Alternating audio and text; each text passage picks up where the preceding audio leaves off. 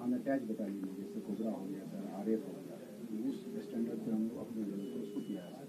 उसमें एक और चीज़ है जो कि सीडीसी हम लोग मैनुअली करते हैं। तो इस प्रोजेक्ट में जो आने वाले दिन में अगर ज़्यादा आते हैं तो सिक्योरिटी को ध्यान में रखते हुए उसको काम किया।